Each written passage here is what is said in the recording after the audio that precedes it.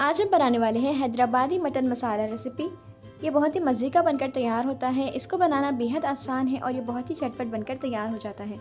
आप इस रेसिपी को लाजमी ट्राई करें और चैनल को सब्सक्राइब करना ना भूलें। चलिए बनाना शुरू करते हैं।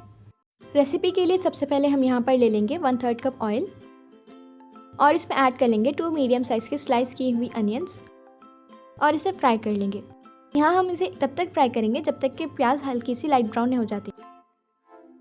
यहाँ पर प्याज हल्की सी लाइट ब्राउन हो चुकी है, तो अब हम इसमें ऐड कर लेंगे 1 टीस्पून जिंजर गार्लिक पेस्ट। इसे भी अच्छे से फ्राई कर लेंगे। इसे हम तब तक फ्राई करेंगे जब तक कि अदरक लहसुन का कच्चापन ना चला जाए।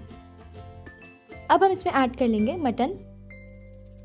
इसे भी मिक्स कर लेंगे और यहाँ पर हम मटन को जब तक कि इसका कलर चेंज नहीं हो जाता कुक कर लेंगे। अब इसमें ऐड कर लेंगे 1 टीस्पून नमक। आप अपने टेस्ट के अकॉर्डिंग ऐड कर सकते हैं। 1/4 टीस्पून हल्दी, 1 टीस्पून लाल मिर्च पाउडर, 1 टीस्पून धनिया पाउडर, 1 टीस्पून जीरा पाउडर और हाफ टीस्पून गरम मसाला। इन सभी चीज़ों को अच्छे से मिक्स कर लेंगे।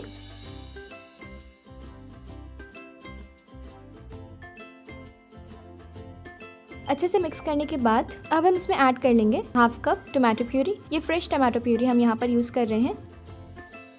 इसे मिक्स कर लेंगे। मिक्स करेंगे और इसे तब तक कुक करेंगे जब तक कि इसके साइड से ऑयल रिलीज होने न लगे। अब इसमें ऐड कर लेंगे 1 कप जितना वाटर पानी और मिक्स कर लेंगे। मिक्स करने के बाद अब हम इसे कवर करके 2 से 3 सीटी होने तक कुक कर लेंगे। यहाँ पर इसे 2 से 3 सीटी लग चुकी हैं, तो अब हम लिड को रिमूव कर लेंगे। अब इसमें ऐड कर लेंगे कुछ कोथिमीर। इसे मिक्स कर लेंगे। मिक्स करने के बाद अब हम यहाँ पर ऐड कर लेंगे एक नींबू का रस। इसे भी मिक्स कर लेंगे।